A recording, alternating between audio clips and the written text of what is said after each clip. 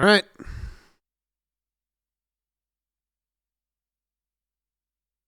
Max and Morgan it is. Interviewing Associate Game Director Morgan Day by Limit Max. I thought you said Thunder was like the most complicated ethics ever. Did Like, I? yeah. All right, so now chat can hear me again. Sorry, yeah, you guys thought I was muted. I should have told you I was gonna mute it while I was getting set up because like with Zoom you have to do a few things. Anyways, I won't keep too much of your time. I do have some questions here. I know I sent these to you earlier in the week, but a few of them got answered a little bit in Wowhead's thing yesterday. Yeah, I Which was saw that. no, totally fine. But I need so what I might do to make up more of the time because I tried to add a few questions that felt good, but I might Mhm. just like go back and forth with you on a few questions if I have like a further question on it just to try to fill it up. But I think overall it'll go pretty well. All right, You so got it. and nice to meet you as well. This first time I think we've ever met, and also first time certainly doing an interview with you. So and Yeah, totally. I've reacted to basically every interview you've done in the last 2 years. Love the way you talk about the game seriously. You're Thanks. obviously very passionate about it. I'm glad you're in the position you're in. So, Awesome. I um, appreciate it. And I may or may not have been watching your stream for the last hour. So, oh no, yeah. okay, yeah, no, dude. Okay, so he messaged me and I'm like, can you send in the updated questions? I'm like kind of like I'm trying to figure it out. But Yeah, okay, someone so was like, well, he's streaming the questions right now. And I was like, all right, Look I'll at just his do doggo that. That's okay, stretching in fine. the no, easy, background. easy +1 viewer for sure. So, Uh-huh. all right, okay. So first thing is kind of just about generally alpha and beta, just to kind of get into it, get it all segmented. You guys tackled alpha like totally differently, I think, this time than other betas. Like when we got Shadowlands, it was we were in that Kyrian zone for like a month almost before like you were doing something else. This time it was like months later, I think we ended up getting to us, but it was so much more focused. Every week had a theme, and I feel like I don't for us at least, it was so much easier to consume the content. I just wonder for you all, do you all feel like you felt that way as well? Like, were you guys able to get much more focused feedback? Like, did it help in the development of the expansion in any way? Yeah, absolutely. I mean, that was one. I can't be the only one that still is kind of like against the way that World of Warcraft does alpha and betas by revealing way too much way too early. So by the time the game comes out, it's a solved game in most aspects. Like there's already talent trees fully planned out, mathed out, completely solved, no problem for Mythic Plus for rating. Like, hey, what's the best spec for rating? It's this thing, and here's the BIS loadout. It's like all of it is figured out already, and I kind of just think that that is fundamentally like something that completely turns me off. While players tend to burn themselves out before the game even comes out. Yeah, exactly. 100%. M plus isn't fully solved. They limited M plus to weekend testing. People were so mad. It's not fully solved, but it's probably mostly solved. You're not going to tell me that they haven't figured out most things. It's what the majority of the audience seem to want, I guess. It's depressing, but that's how it is. Of the really early on when we were talking about what do we want our alpha and our beta release to look like. We were talking about like, what's our launch date? What do we want to hit? One of the things that we kind of discussed was, well, let's talk about beta and alpha and what we're getting out of that and how much it's improving the quality of the game. And one of the things we talked about was we actually spent a lot of time making sure that alpha and beta were in basically an accessible state. And that was like, well, that's a lot of work that we're not going to end up shipping with. So what if we were looking at our alpha and beta more holistically? Actually, funny enough, something you're very familiar with, more similar to like our raid testing, where it's like, look, we're going to put the raid up on the weekend, then we're going to take it down. We're going to do a lot of iterating. It's probably going to be really busted for a while. So having to do that work to make sure it's constantly in a playable state was something that we took a major look at. And also just it really helped us to, like you said, focus the feedback. Like where do we want people looking at? What's something that we're actively working on right now? And we could really use the feedback versus, well, people aren't going to be looking at that again for like another month. So let's just pull it down and revisit it later. Yeah, great. Yeah, I don't think I have many other follow ups to that. That's good. So I have two very focused questions about the Great Vault. Uh, I think in general, it's been obviously a great addition to the game because it basically just replaced like the old PvP and Mythic Plus vault.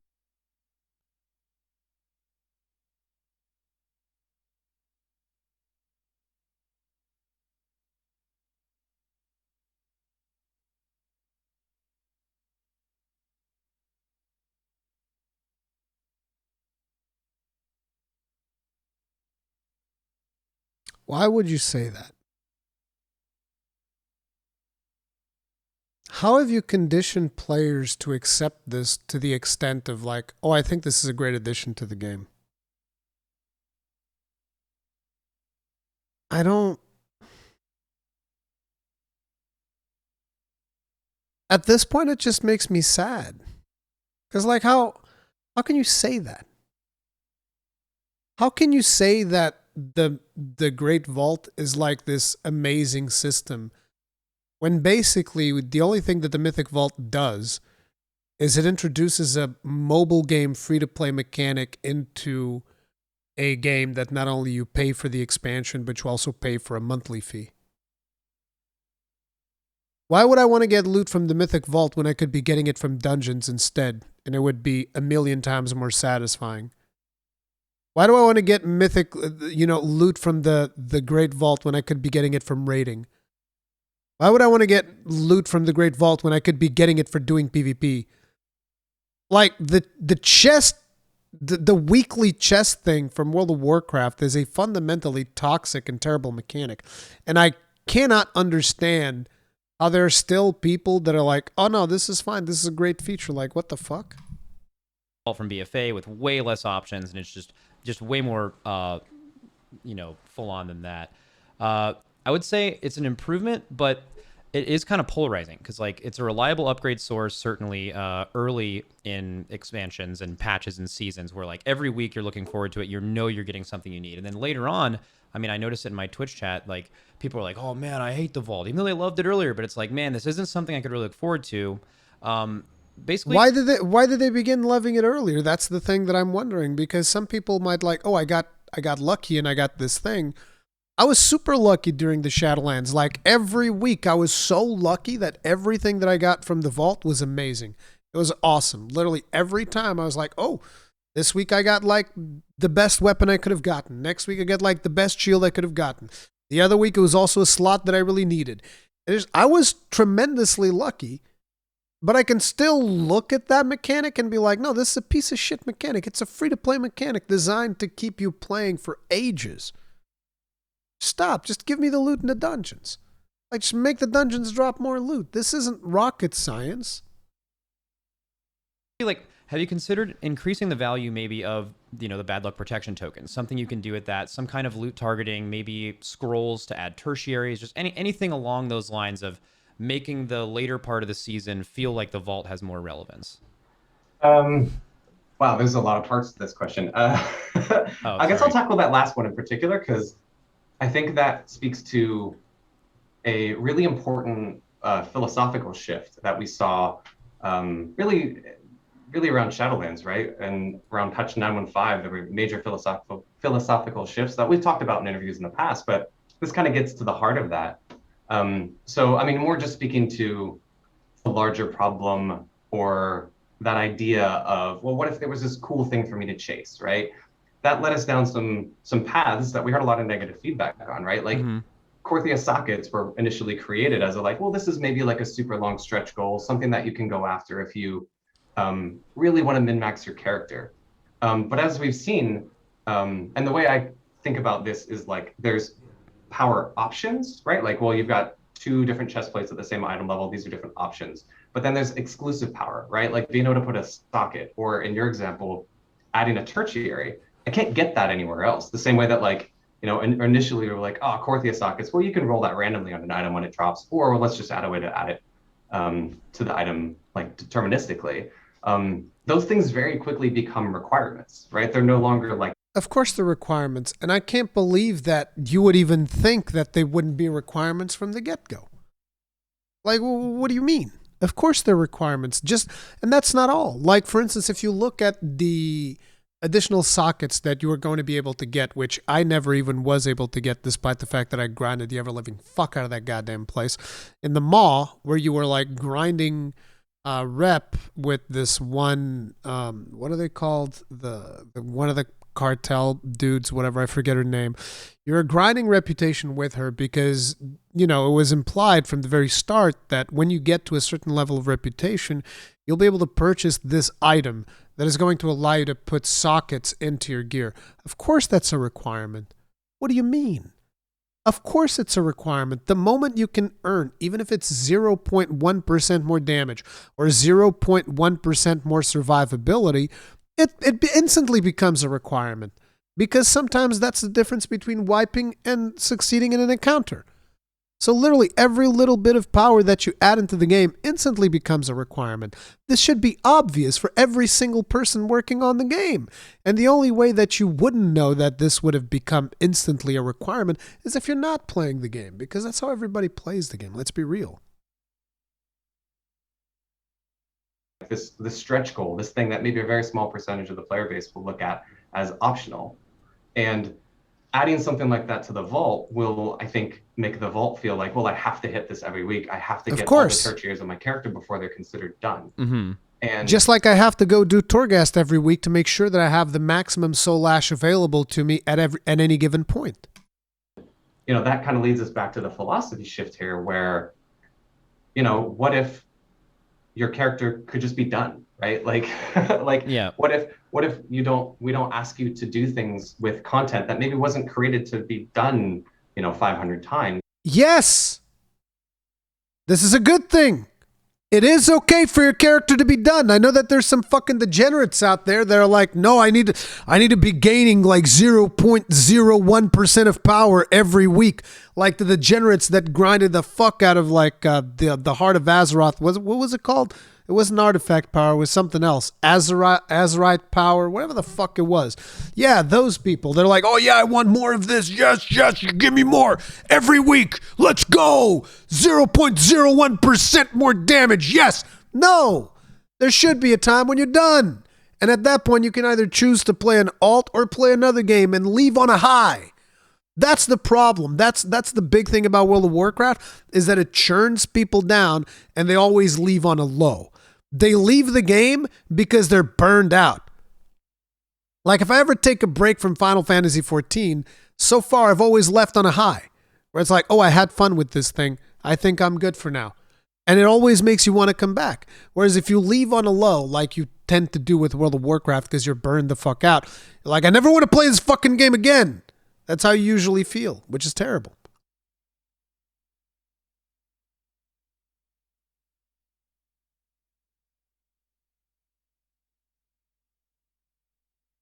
On that same character, and we're really a lot more cognizant of what we're asking the players to do with their time. This is one of the major reasons that with Dragonflight launch we've put such a focus on alts, right? Like there's been a lot of things that are really friendly to alts that are designed that way right out the gates, where previously we might have done that in a future patch. That's something that we did very intentionally and are really pushing that, like the catalyst, for instance. Mm-hmm. Initially, we got a lot of feedback around like, hey, can I just send this cosmic flux across my characters? With the revival catalyst in Dragonflight, there's no flux currency that you need, right? Yeah. When you earn a charge, you just have it on all your characters, even if you made that character after you earned the charge. Yeah. So I think philosophically where we would be going with something like this is rather than adding something that would be just a stretch goal, something that you could constantly work on that new character, what if we added something like the ability to claim multiple rewards in a week to the vault as like a catch-up mechanic, or something that an alt who comes in later could get more things from the vault. Like that's the kind of philosophical direction. I mean, that could be an improvement, but to me, it's still like, why? Right? Like just think about it. Why are you adding more loot to the vault? Just actually think about it. Consider maybe just put this loot in the fucking dungeon. Just put it in the why does it have to be doled out on a weekly thing? You specifically just said earlier that, at least you implied, that you want to be okay with people being able to finish their characters.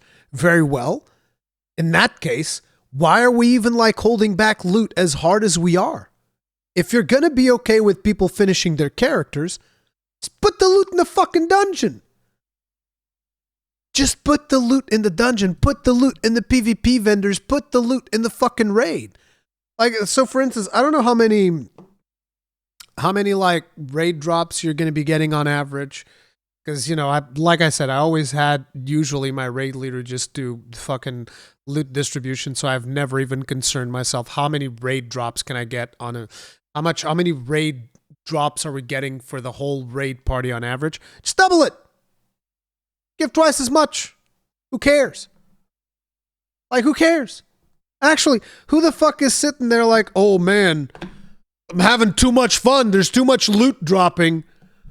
It's like, bro, who cares? Who the fuck cares? The same thing on Mythic Plus. Actually, on Mythic Plus, I'll tell you what. You should fucking quadruple that bitch. Well, quadruple may be a bit much, but at least triple it. Triple the amount of loot that you can get on a Mythic Plus, which right now I think it's like 2 pieces if you time it still, right? That's the way that you do it? Let's just fucking at least double it. Yeah, just double it. Double the loot on raids, double the loot on Mythic Plus. There you go. Just boom. Be done with it. That we would want to look at for something like that versus, well, now I have to do a vault on, this character every week because I need that, avoidance or whatever.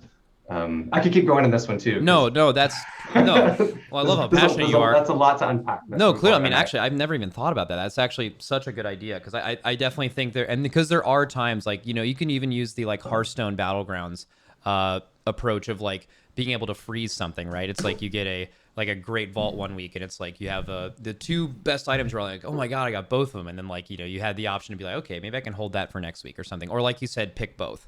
It kind of solves. That is actually very, very smart. I hope you guys go down that path, and the philosophical shift makes perfect sense because you could easily get into the lines of, oh well, people early in seasons are actually not even taking upgrades, so they get the reroll tokens or whatever, like instead of actually selecting the vault. Like there has to be a clear distinction between the loot you're getting and the token you're getting for not getting what you want. Yeah, totally. Okay. And then just one more vault thing. I still think, like, listen, my opinion on this remains, and I think you'll be very hard pressed to change my opinion because fundamentally the whole thing of like coming back for a weekly reward, I'm not a big fan of. To an extent, not even in Final Fantasy 14, even though in 14 at least the reward that you get on a weekly thing is something that you can plan on, so it's pretty much super deterministic, and that makes it a little bit better. So as opposed to like in World of Warcraft, oh, here's this great vault that comes around every week, and every week there's like, we're going to randomize a bunch of fucking items depending on the activities that you've done, and here you go, and good luck. In 14, it's like, well, I'm going to get 450 tokens this week, plus 450 next week. That makes 900. That means that next week I'll be able to buy a chest piece if I want to, because that costs 800 and something. And I want this specific chest piece, and boom. And you just buy it, and you just get it, and you're done. Even though I'm not also happy with the fact that it is like a weekly thing, but at least it's super deterministic. I can specifically target the thing that I want, and that makes it better. Because in the vault, it's still fucking RNGesus, baby. It's all about RNGesus. You may get something good, you may get complete shit. Who the fuck knows?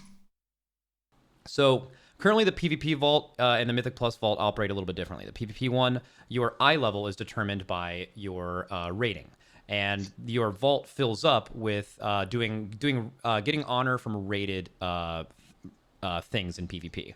In Mythic Plus, I think it's always been fine in the past because an old 15 was just you kind of a lot of people work up to 15s and that's fine, but some people just treated 15s as the thing they did to get the max out their vault and then they left.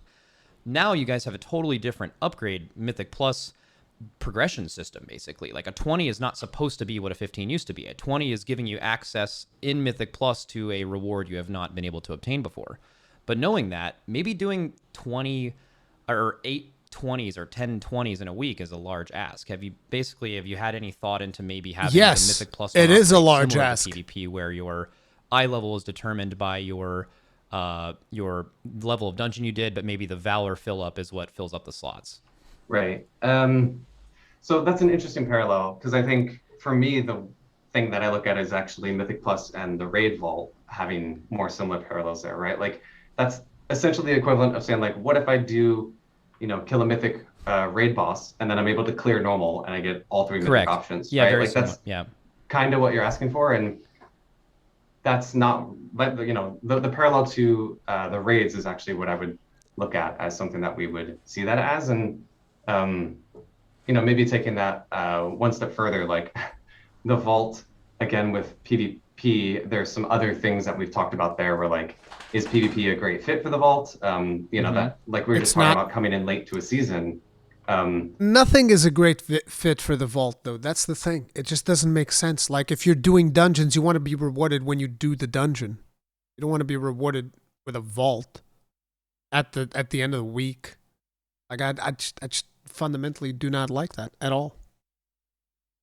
With Mythic Plus and PvP, the kind of seasonal rewards are calculated at the end. So if you want to change your character for PvP, for instance, coming in later, and the percentage of my gear that comes from the vault, that can be pretty problematic. So there's other things that we've talked about there, but ultimately, like, no, that's not something I think we would want to do, because I think it's important to consider like the potential problems that could cause as well, right? Like, especially with season 4 having essentially uncapped Valor. Oh yeah, that was an experience. Yeah. This would essentially could cause the same issue to pop up there, right? Where, well, I do my one high key and then I do spam a bunch of 2s.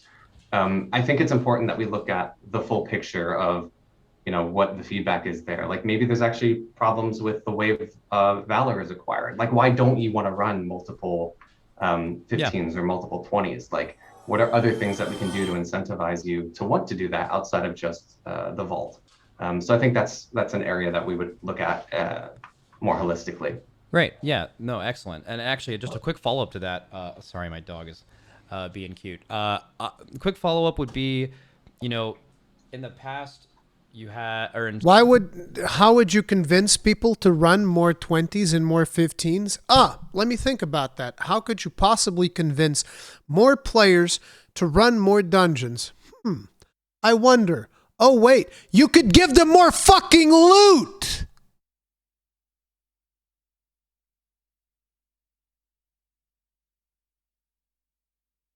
Oh my God. Imagine that. Oh my, I cracked the code. How could you possibly convince more players to do dungeons? Because you need to understand, I don't know if everybody, maybe there's people who haven't played World of Warcraft in a significant amount of time and they're considering coming back for Dragonflight. Like, the way that the thing works, okay? Let me just, do I have like a Great Vault image? Let's see. Wow, Great Vault. Let's just see if I get like a very quick image, because that will allow me to explain it so much. Right? Okay. This should do it. It doesn't even need to be like accurate or recent or whatever, right? But just look at this, okay? So here's how things are working right now. For the most part, anyways. At least that's my current understanding of it. So you have the vault, right? And you do a certain number of activities. And I think that these are different now. I'm not sure if the quantity of the activities is the same or not, but it doesn't really fucking matter, right? So you earn a certain amount of honor from PvP, it unlocks this item. You earn a certain amount of honor from PvP, it unlocks this one. You earn a certain amount of honor from PvP, it unlocks this one. You complete 1 mythic keystone, it unlocks this one. You complete 4 mythic keystones, it unlocks this one. You complete 10 mythic keystones, it unlocks this one. You defeat 3 raid bosses, unlocks this one, blah, blah, blah. You guys get the picture, right? Depending on the activities that you do, it unlocks a certain amount of things for you to do. Now, what Blizzard is asking is like, okay, we need you guys to go and do 10 mythic keystone dungeons. And for the maximum reward, supposedly, according to what they're talking about, because I haven't looked it up too deeply, but maximum rewards, obviously, you want to get the level 20 mythic keystones, right? For the maximum amount of rewards. And he is saying, well, how can I convince players to do more mythic keystones? And it's like, what you need to understand, my guy, is that what we're getting from the vault, right? We're unlocking all of these things, right? We're unlocking all of them. But we're getting one item, okay? You can unlock as many of these motherfuckers as you want. You're still only getting one fucking item. You're getting one item out of here. That's what you're getting. Okay? So it's like, if I complete 1 mythic 20, I have already guaranteed that I'm getting one item of whatever like value it is, and that's it. And it's like, if I'm only going to pull one item out of this fucking thing anyway, why the fuck do I want to go through the trouble of doing all of these other activities for the potential of that item, for just getting more choices of whatever item I get? It's just fun. It's a fundamentally flawed system to begin with. It's just bad. It's just a bad fucking system. Period. Okay. So, how do you convince players to do more mythic stones? It's easy. You fucking delete this stupid ass fucking system and just give us the fucking loot. God, just give us the loot. Just let me do the dungeon and get the loot at the end. Wouldn't that be a fucking, oh man. And some people are going to say, well, that's what you have now, Rurikhan. And it's like, motherfucker, let me tell you something, motherfucker. Let me tell you, okay? I say this all the time, and people still don't believe me. People somehow still don't believe me, okay? But generally speaking, when it comes to RNG, I'm the most unlucky motherfucker you can possibly imagine. I'm terrible with RNG. I'm atrocious. RNG fucks me in the ass every day of the week whenever RNG is involved in anything. It's literally just that simple. So, for instance, there was a week when I've been doing mythics with Q and shit, and during that week, I was like, my weapon's really low. I still had a 220 item level weapon. So we go through the dungeon list for the Mythic Plus, and we're like, okay, which dungeons drop a one-handed weapon? It's like, okay, good. These are the dungeons. So we go and do that dungeons. We must have done like 7 or 8 Mythic Pluses, all had a chance of getting, of like me receiving a weapon. And let me tell you something. Q got 2 weapons. The healer that was with me got 2 weapons. The people that were in those dungeons with us, the randos, they all got loot every single time. And me, I got gold. I got gold. For 8 mythic dungeons straight, I got gold.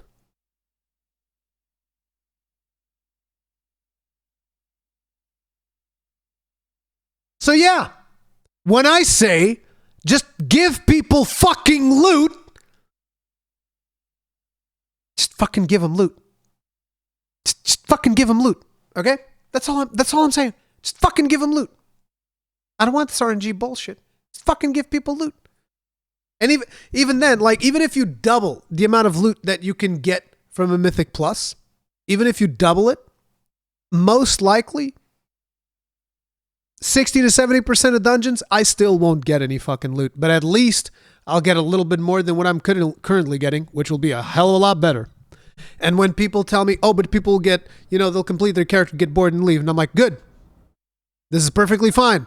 At least they leave on a high note and they'll be willing to come back. Stop fucking being like, loot is the only reason I play this game. It's like, Season 4, you did have uncapped Valor. That was something that, like, you see the people who were super into Season 4 were like, oh, this is great. I wish this was like this every season. But then you start thinking, like, okay, well then, like, why does heroic raid gear matter? And can you get too much gear too fast? Basically, just, I think I know the answer, but, like, have you guys considered, or do you think it really makes sense at all to ever have uncapped Valor in a real season? Well, we're not going to do that for season 1. Mm-hmm. Yeah. So certainly not that. And yeah, I mean, I think this season. So this kind of just like confirms that season 4 is just like a bait and switch. Oh, look at all these great things. Next season, we're cutting them out. Fuck you. Oh, thanks. Appreciate that. Season 4 experiment, seeing that it was a much shorter season, seeing how that played out on live, definitely will inform future decisions. I think the thing that we have talked more about is, like, it's not that first week, the cap is actually different than when it goes up week over week, right? Like it's not like 800 every week or whatever. It's a different value. So I think that initial number is something that we could definitely look at and potentially tune in the future. But there's a big delta between, uncapped and, whatever the number that we end up going with would be. Okay. Great. So I'm going to move on from the Vault to the Catalyst. So Catalyst talked about a lot last patch. There's been a big push, as you saw, even from me and other people, going into this, we're like, man, we really want the Catalyst earlier. And I think a big part of this was a confusion between what we see the Catalyst as and what Blizzard does. I think you guys absolutely see it as, and in this function, it is perfect, where it is a catch-up mechanic where, those charges are already accumulated if you're starting late, if you're playing an alt, right, things like that. But for a lot of players, specifically Mythic Plusers and PvPers, last season, that was the way they initially interacted and got their 4-piece in the first place, at that same timeline as it would be now. So basically the question is, what do you think is, or what does Blizzard think is the proper time to maybe acquire a 4-piece in a season if you are an active player clearing a lot of content? Yeah, so I guess the answer to that is, well, what kind of player are you, right? Like, ultimately, like at the end of the day, raids, we want to be the primary way in which you can earn sets, certainly early on in a season. Okay.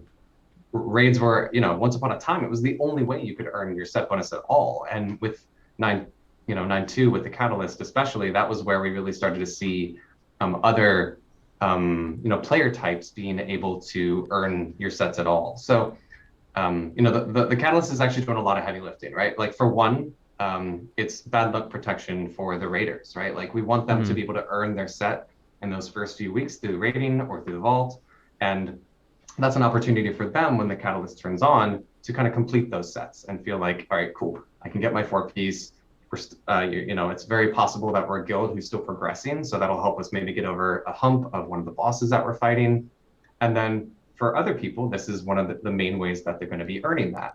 And something that I think is actually pretty interesting nuance here is, like, we were just discussing this actually, like for raiders, the kind of competition is early, right? Like the world first race happens quickly. This is a great early, point. Yeah. Right. And for Mythic Plusers and PvPers, the competition is at the end of the season, really, right? That's when you're pushing the hardest. So we don't feel like it's putting you at a disadvantage to have the Catalyst and your set bonuses come online a little bit later for those types of activities. So like I said, the Catalyst is doing a lot of heavy lifting. It's kind of trying to fulfill multiple goals, but ultimately, we want rating to be advantaged for that first initial part and how you get your set bonuses. That's actually a really good point. I don't think I've heard that point made with this question asked before. It's actually pretty insightful.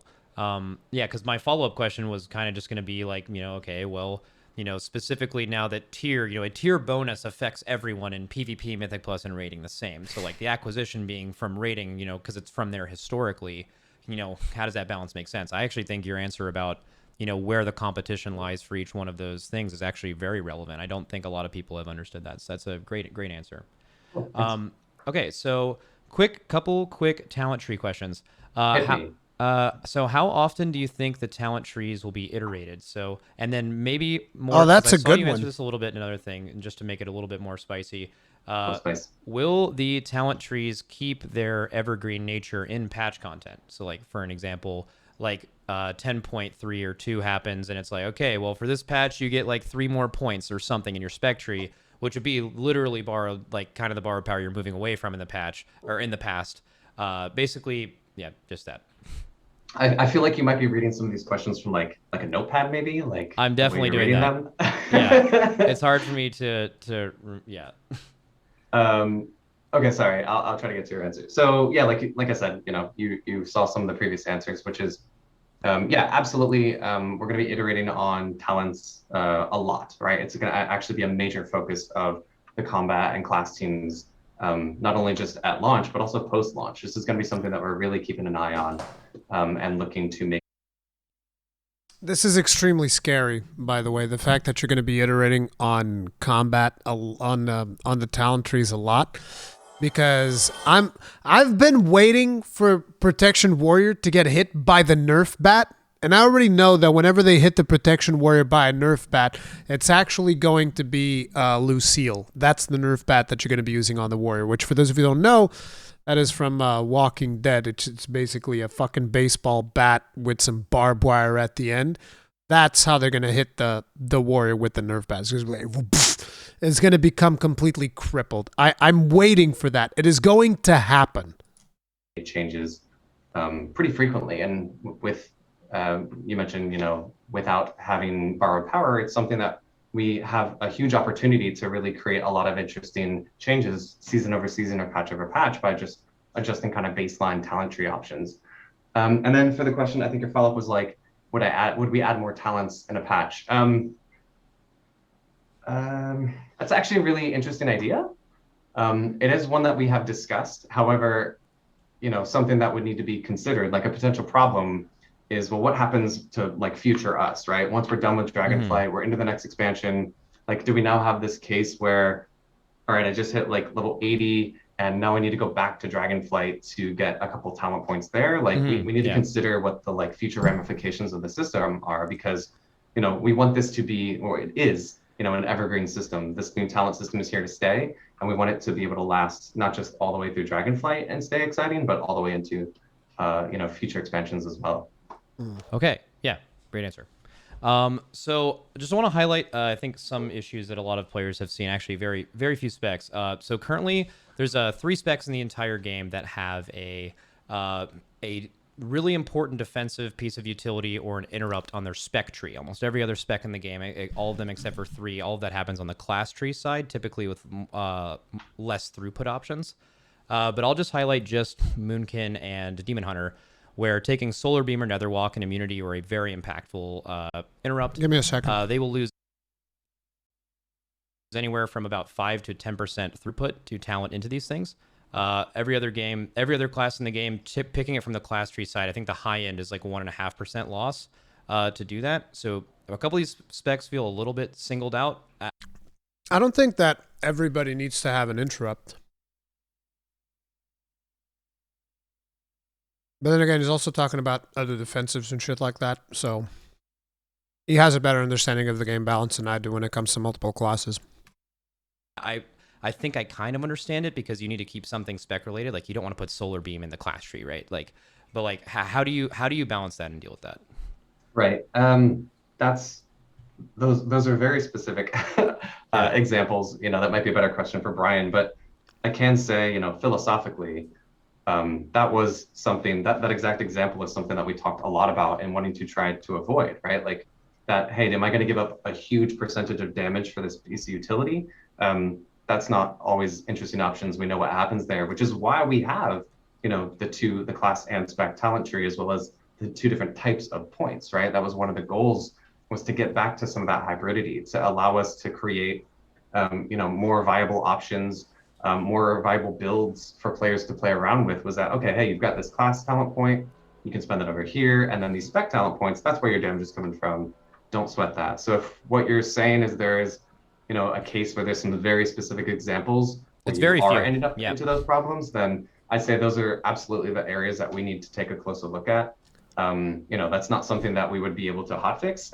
Like, Yeah. that's potentially a pretty major change that would need to happen to the tree to make adjustments there. Those are the types of things that we would have to look at. Like I was just saying, the cadence that we're looking at is, every essentially major patch or dot patch, we'll be making changes there. So that's the type of example of that. Yeah, absolutely. We sounds like we have some looking into to do there, or some work to do. Okay. Yeah. Sure. That's great to hear, because I know that a few of those specs were definitely, because like almost every spec just had that design there. Like what you're describing is like, maybe a healer can get an interrupt for the first time in Dragonflight that hasn't had one before, but they might have to invest into some points. It's not going to be like right there. It should be an investment to grab something you haven't had before. So that stuff in the class tree has largely been good. There was just a couple of spec tree issues. Yeah, totally. So talent trees, again, just in general, very positive. But generally, you have not that many loadout options. So, for example, if you have a class that has 4 specs like Druid, and even without even trying to specialize it, which you could with how good the talent trees are, you could make a different build for every dungeon, depending on your group comp. You could swap things up for every raid boss, right? Even it's not as simple as single target AoE or PvP, right? Wait, you don't have that many loadouts? How many loadouts do you have? Because like I didn't even try to do like 50 or something, but I think I have like at least 4 or 5.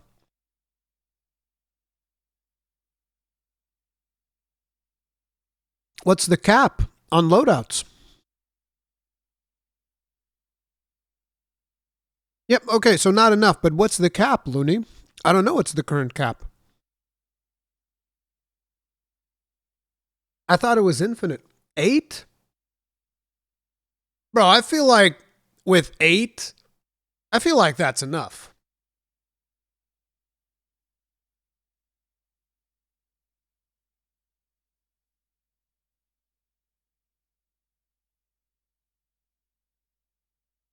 But even if you wanted to only do single target AoE PvP, for a druid, you would not have enough loadout spots to do that. Is there any chance to get more options in game and not through an add-on to save more loadout spots? Yeah, totally.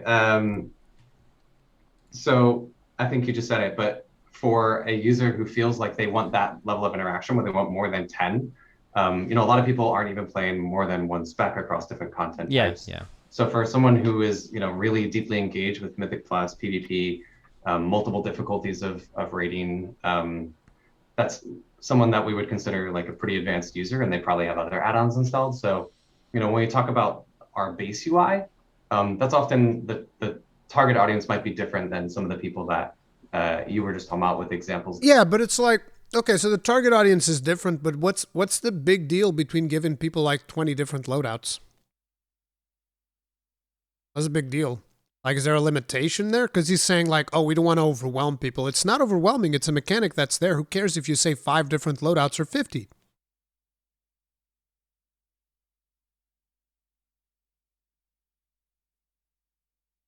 Server load? If server load is a problem, then we have a serious issue. There. So we have to pick a number, right? Like it can't be infinite coming out the gates for a multitude of reasons, not only like potential tech problems there with saving infinite things, but there has to be a number, and 10 felt like a pretty solid number out the gates. So it's actually 10, not 8. But the way that I'm looking at it is, this is actually good that they're going with a conservative number, because once you get into the game, that's going to allow them to see how many loadouts are players using on average. And I think that what you'll find is that most players are going to have like 3, maybe 4 loadouts tops. That's going to be like 80% of the community. So they'll probably just be able to, okay, we can just have like a high ranked activity, unlock loadouts. So for instance, say you go above a plus 10 mythic keystone, that unlocks 2 more loadouts. Say you defeat 2 bosses in heroic, that unlocks 2 more loadouts. Say you reach a certain rating in PvP, that unlocks 2 more. And now you have way more. So there you go. Not to say that maybe, we don't increase that over time. I giggled because I was having flashbacks to like the Hearthstone deck slots questions that team got all the time. Like, Yeah. Just give me more deck slots. Like I have a feeling this is going to turn into that for us, but at least we have add-ons as an option to increase that over time for other players. Okay, cool. So I'm gonna have to skip around a few things. I think I have a few more questions. We only have about 6 minutes, so let me see where I want to start here. Okay, I think I'm going to do these 2. I'm gonna do 1 Mythic plus 1, I think, and I'll come back if I have time. How does the team feel about Thundering, the new seasonal affix? I think getting a seasonal affix like that to a balancing point to where it's not impactful enough or too impactful is very difficult. It's obviously built in to make it so, if you're a lower level Mythic Plus group and you just don't want to deal with it, you can just stack and get rid of it instantly. And it's very simple to do that. But if you want to min-max it, you really get potentially punished for that, but then also rewarded for doing it for the full duration. Right. How do you guys feel about it? I thought you said Thunder was like the most complicated affix ever. Like, Did I? Yeah. When? I heard you say that. I was like, wait a minute, did you never play with Infested? Like, Infested was a like totally different thing. There. Yeah, for sure. Sorry. No. Anyways, so yeah, I mean, as you might have seen, Thundering, our season 1 Dragonflight seasonal affix went through a lot of iteration, like a whole lot. And a big part of that was we were basically having to redefine the identity of what a seasonal affix would be, right? Like, seasonal affixes previously, like one of the major kind of pillars and a huge weight that they would have to carry was changing your routing, right? Like a goal of seasonal affixes previously was this will change the way that you approach the dungeon, right? Like maybe, there's a specific route that you might take through a dungeon in season 1, and season 2 with the introduction of this affix, that should change the way that you introduce that. With Dragonflight, where the goal is to have a new dungeon pool with every season, there's a huge burden lifted off of our seasonal affixes right there. So we're really exploring like what is the identity, and where we kind of landed was creating this elevated sense of coordination as well as mastery with how you min-max those things, right? So Thundering, as you see it now, when the affix becomes active, it adds quite a bit of health to the key, but also gives you the opportunity to overcome that, right? Like you said, if maybe you're not looking to time the key, you're just looking for completion, you can just delete the mechanic and not have to worry about it. But if you want to time it, there's a degree of mastery with the coordination required to get the extra damage to push the key past that, added health that it was.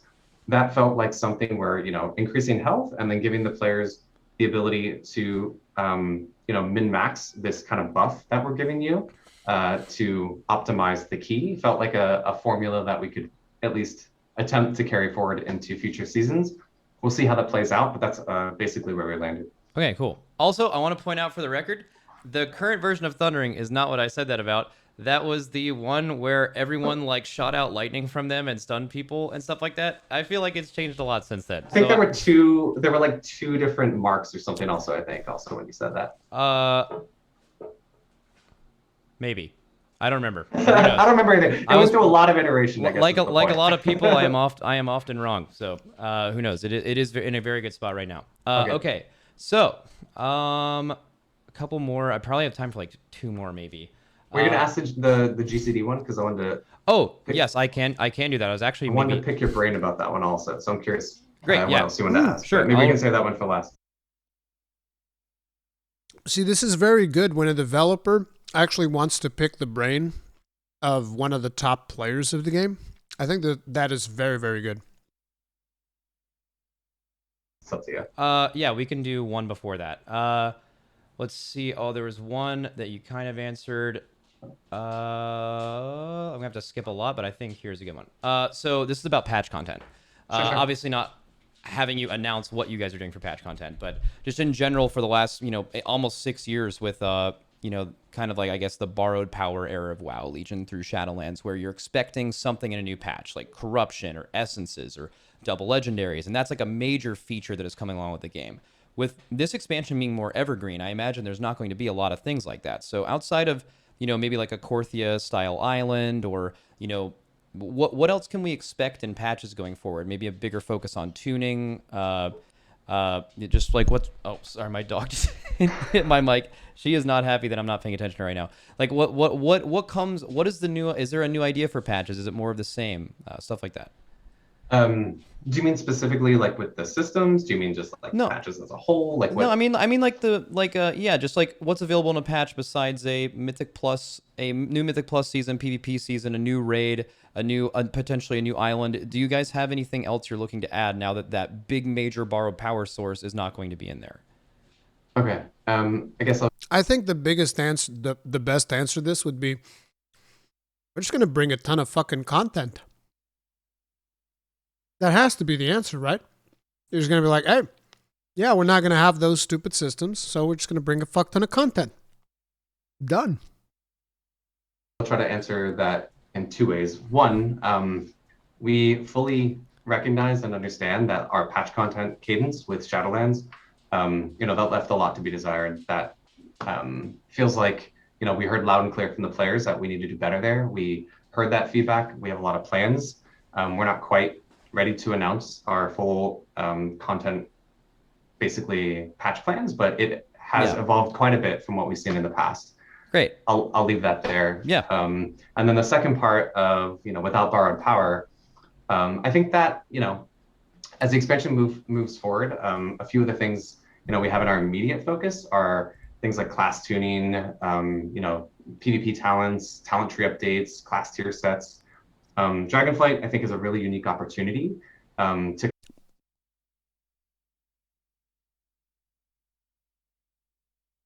Max, why?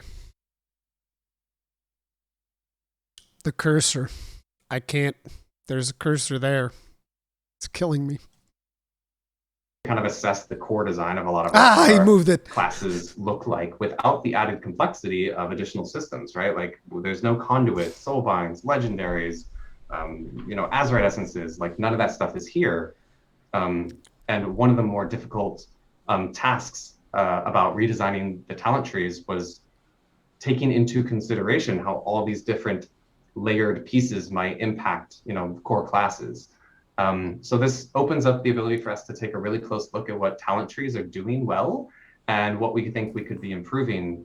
Hopefully giving us a lot more flexibility on updating individual talents or talent trees without, really throwing the See, this is not the answer that I wanted. It's like, well, we're talent trees this, talent trees that, and I was like, no, dude, content is king. balance completely out of whack. So the new talent system is very fresh still. We're really happy with how much iteration went into it. But we realize that there's a lot that could still be explored and iterated on there in future patches.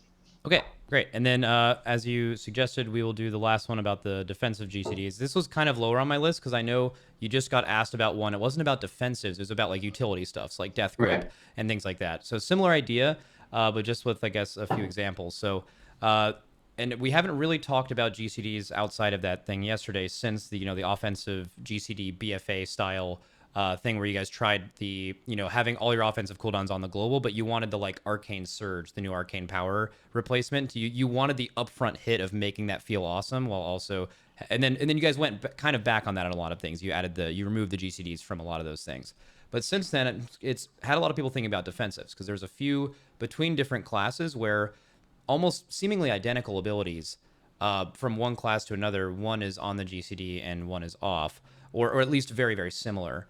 And basically just what are your all's design, like what is your all's design ideas for functionally identical abilities having different requirements for the global cooldown? Okay. Sorry, I'm going to play my trap card. The reason I want to talk to you about this is actually the first part of your question I think is really interesting. And I want to pick your brain about it actually. Yeah.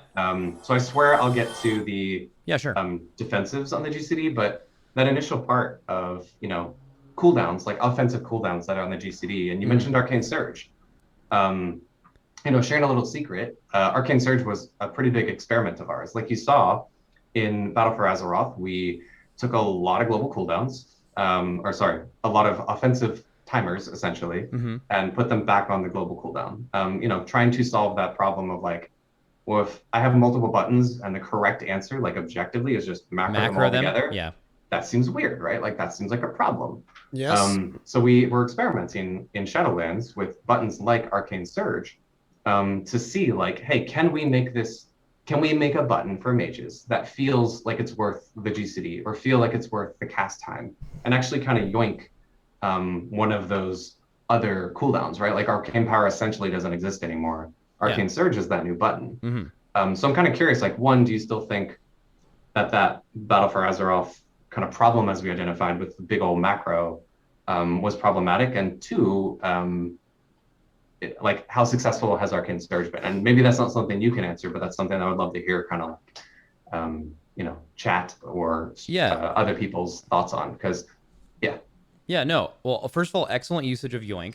But then it just in general, I mean, so I think the issue in BFA was a lot of classes didn't have that upfront element added to their... Before we even get to this, to me, the biggest issue, I mean, he's talking about people macroing multiple abilities into the same macro, and it's like, when you get to a situation like that, where the best solution to something is to just like macro a fuck ton of abilities on there, usually that is a symptom of button bloat. Now, of course, there are people that are simply lazy and they're like, oh, I don't want to have to deal with this. But like, for instance, a good example is in Final Fantasy XIV. There are two abilities that I macro on my Paladin, and I macro them because literally it would be too much of a pain in the ass to not have them macroed, because I would have to do them at separate intervals, and I would have to use complex inputs like double tap right trigger into a button, or double tap left trigger, or something along those lines mixed in, and that might eventually clip my GCDs. So there are two abilities that I use, and they are Spirits Within and I think it's called Circle of Scorn, whatever. And basically I macro those two together. They do almost the exact same thing.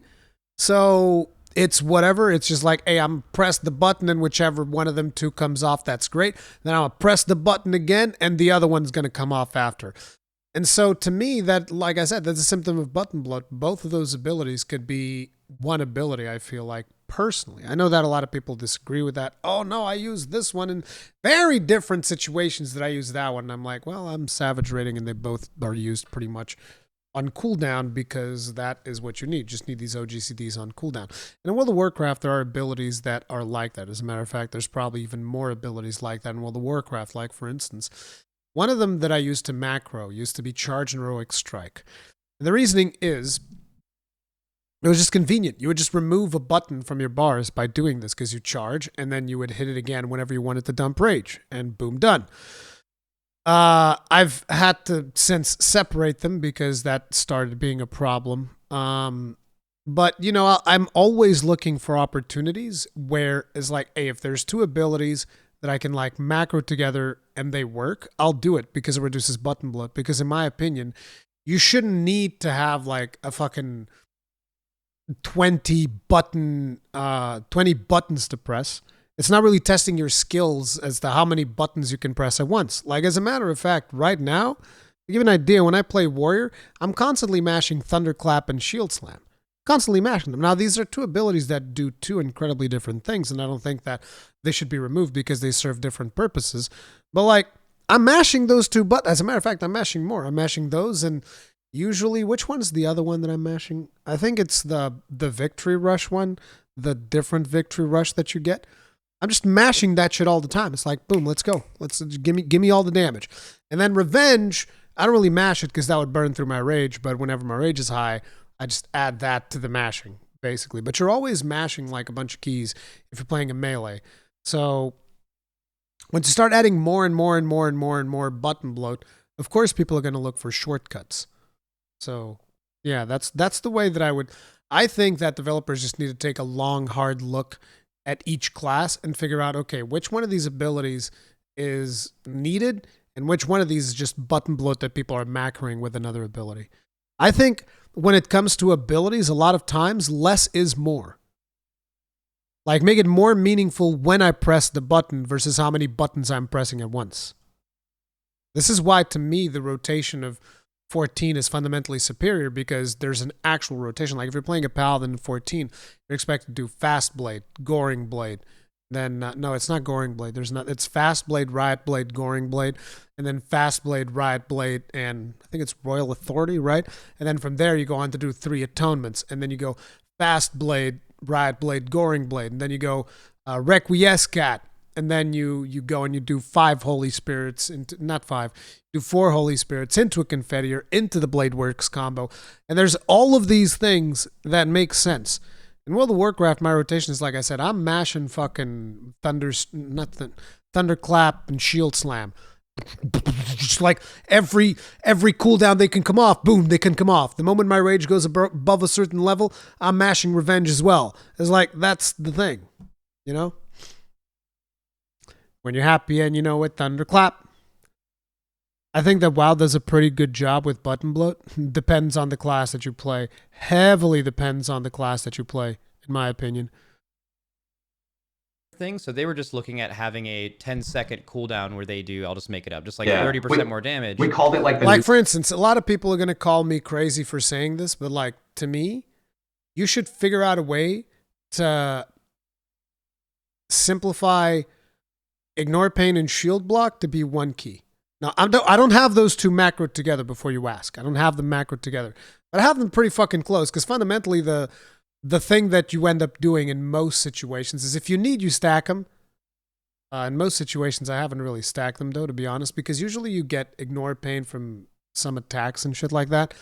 But, like, the ideal situation is you shield block. Then when shield block runs out, you shield block again. And then when that runs out, you Ignore Pain because depending on your cooldowns, they might not line up perfectly to be able to shield block again. But it just feels like needless maintenance. Like if you play a Paladin, you don't have to worry about that shit. You have like whichever the thing is from the Paladin Shield Slam that you get, and you just got to keep that up, and that's it. Clear launch sequence where it's like, all right, this one, no, this one, no, this one, and then you do all the stuff. It's like Unholy Decay. Yeah, it's like Unholy Decay Incarnate, but for other classes. Like they were given that issue of like, oh, well, just one of the 10 seconds I'm doing increased damage, I can't press anything, so it just feels bad. But then you actually, every cooldown you've added, I think since then, has actually been with that in mind. Not only the Arcane Surge, but when you're talking about Evoker, right? Like some of Evoker's biggest burst right now is stacking up a 20 stack of using blue spells and then using their cooldown, which shoots out the pyres and does like massive AoE, right? Like the same thing with the new rogue cooldown you added, right? The rogue cooldown is no longer Vendetta off the GCD. It is this big bleed that you put on them that increases you in some way. So I think the answer is the community is very well receptive to and enjoys having their CDs on the global when the effect that comes from that is worth it. And I think so far, of all the examples I just gave that you added in this expansion, that is exactly, you do not see Arcane Mages complaining about Arcane Surge ever. I've never seen it once. Totally. Exactly, right? So the only time they don't like it is when it's like, okay, this thing I've always had and it's always operated like this. Now it's just worse because I can't do this thing. But the macroing thing is a problem, not even in incorporating new players. It's, you know, if you have a macro that's /use like 3 different spells, you know, that's super weird and counterintuitive, right? Even Who would do such a thing? /cast avatar /cast demoralizing shout /use 13 /use 14. Who would? What kind of a degenerate would use a macro like that? What? Who would do something like that? That's ridiculous. I would not. I'm offended, sir. though it's probably normal to like maybe macro a 2-minute trinket into a 2-minute cooldown because that's just easy. Right. Yeah, and not only that, but like, you know, when you look at, I would say actually just kind of all competitive aspects of the game, like in PvP. It's like, I don't know how many people here have seen how Warrior plays in Final Fantasy XIV. Some people just call it the Unga Bunga job or the Fell Cleave job or whatever the fuck. But I think that the design of Warrior is actually really fucking smart. So there's a button that does Fell Cleave, right? And so what happens is there's a skill that grants you like a different attack that's basically like a Fell Cleave. So what do? I mean, this thing is basically like a Fell Cleave. Why would we make a different button for it? Just put it on the same button as Fell Cleave. So, you know, whenever you press this, Fell Cleave becomes that. And you should do more of this. You should do way more of this in these types of MMOs. It's just like, hey, when you press this button, this other button becomes something different. You use the cooldown. Now a button that I used to do shield slam now does something different. It'd be so much better. It'd be so much better. Having this huge delta between the damage that I do with all my cooldowns up and then outside of my cooldowns, like that creates clear problems, right? Where there's burst windows and then basically nobody can die outside of those. In raids, you know, it's one of the things that still bothers me where I can look at, you know, 2 people in my guild, the exact same class, exact same spec, they're pushing all the identical buttons, but one of them might be messing up their timer window on the pole, and their damage is like 20% lower for the whole fight because they just messed up that like 30-second window. Correct. Yeah. Which is kind of crazy to think about. And then in Mythic Plus, you know, other problems as well there. So that feels like a problem generally that would still be worth tackling. It's just a matter of like what the right way to go about it is. So I was curious to kind of hear how everyone felt about the current iteration of the attempted fix. Well, it's also the duality of just damage class in this game in general, right? Like you have 38 specs and class. You do not. I think you said this yesterday about how, you know, it's okay for classes to have great strengths and great weaknesses because of how many types of combat and ways to do damage there are in this game. So while you have the Venthyr Moonkins of 9.2, like you said, doing all of that damage in their burst window, and then you also have the like BM Hunters of now, where if you look at their damage over a 5-minute thing, it's like a straight line. Both of those things are valuable in different scenarios though. So it's like it's cool to have both, but I understand what you mean where you're saying like, okay, if you're having a class that like if they mess up one thing, it's like for the next 5 minutes, like no single decision or action should have that much impact on your entire pool. Yeah, I get it. Totally. And yeah, you just walked into the second part of the answer. Great. Okay. Oh no. Which was the defensive cooldowns. I think the other part of the question was like 2 buttons that can look very different, but they have different cooldowns or GCDs associated with them. Ultimately, the answer there is kind of what you just said. Like, we balance, you know, classes as a whole package with different strengths and weaknesses against one another. We don't balance individual buttons against one another, right? Like, there's a lot of room for texture, for nuance within those buttons. Like, the simplest example, you know, Ice Block Roots. I'd like to know in this balancing what was the role of the Protection Warrior at the start of BFA. That's my question. What was the role of the Protection Warrior at the start of BFA? Was it the get fucked on the ass tank? Is that what the role was? Because that's the only thing that I can possibly imagine at the start of BFA. What was the role of the warrior? He's the one who's like face down in the dirt, getting fucked in the ass by the ads. Was that the design decision behind balancing warrior? Or how about the start of Shadowlands? Was that also the role of the protection warrior tank at the start of Shadowlands? Was the face down, ass up, getting fucked? Is that the?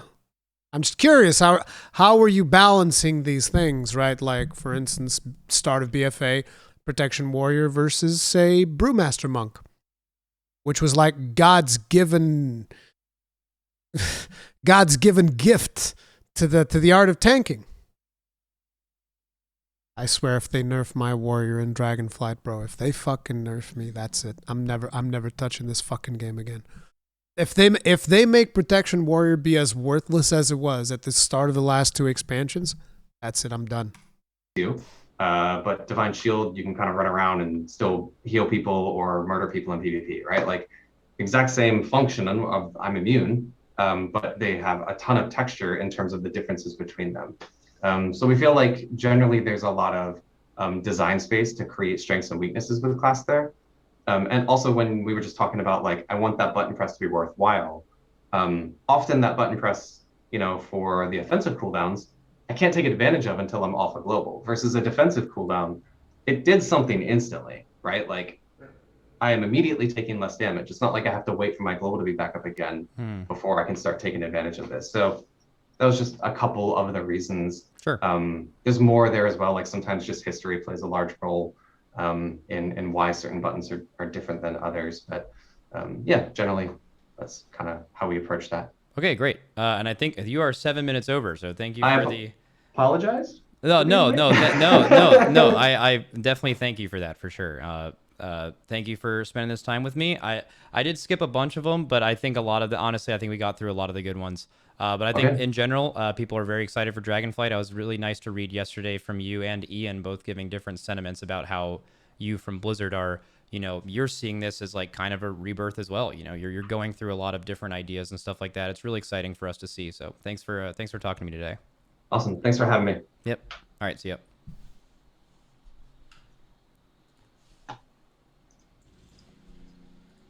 Ooh, okay, I left. All right, cool. Yeah, that was nice. That was cool. That was really, dude. Honestly, I wish. Okay, I hope I get to talk to him again, because him and Ian interview so differently. So that was the second interview I ever did. I did one with Ian and I did one with him. And Ian, I wrote like wow. It's like, I don't want to talk to Ian anymore.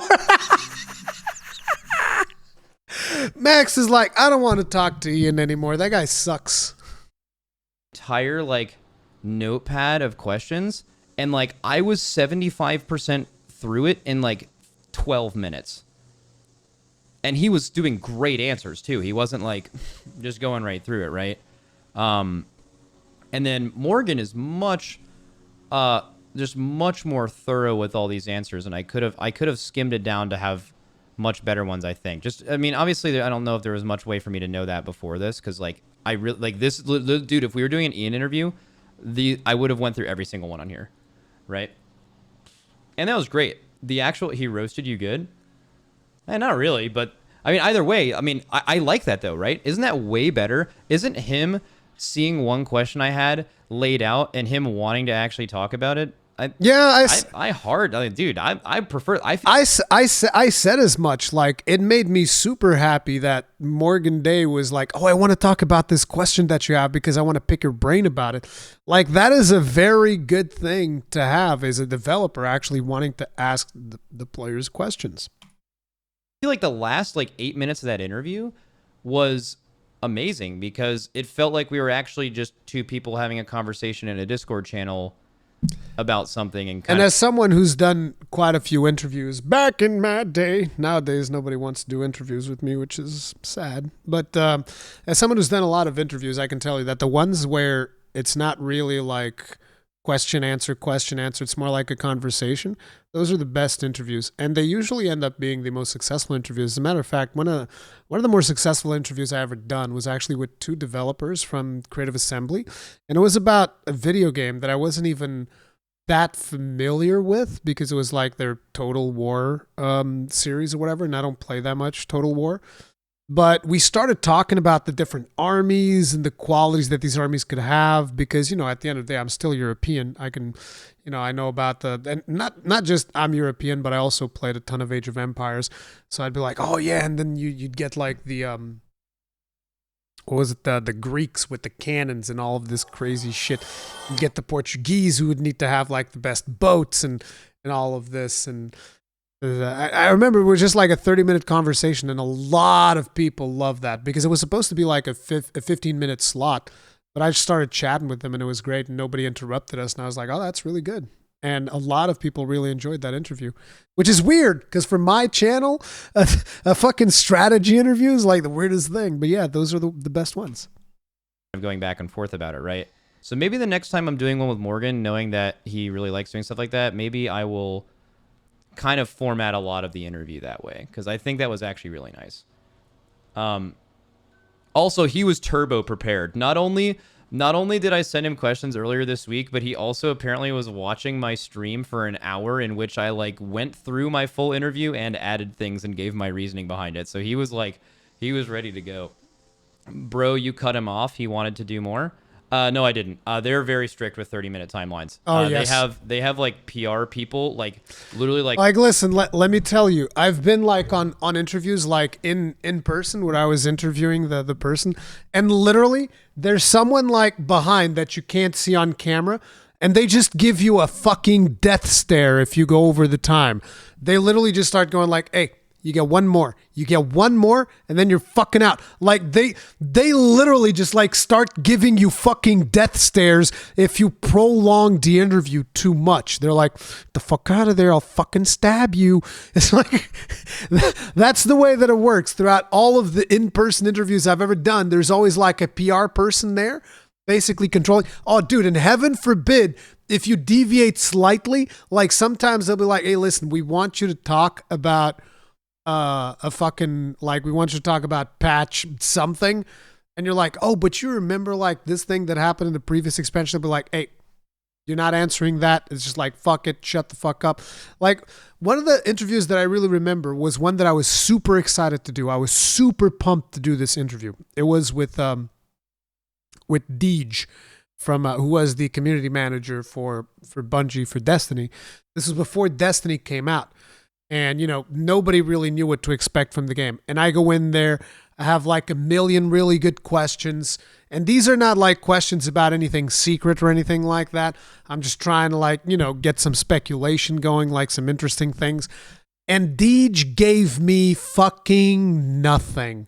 The whole interview, he treated me like a mushroom. He kept me in the dark and fed me shit.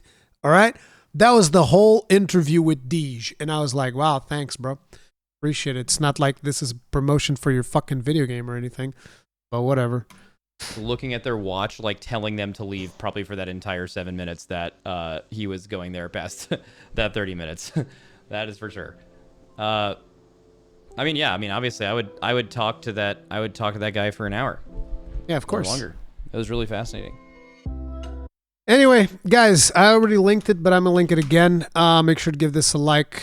Limit Max does some pretty good shit. Oh, wow. YouTube unsubscribed me from him again. It's like YouTube just keeps unsubscribing me from people. I think that's reasonable. Okay, subscribed. And make sure to also give it some watch time. Don't just go in there, like, and leave. Give it some watch time. Let it playing in the background. Mute the YouTube pane or whatever so that he gets a couple of more views on it. But anyways, that's that.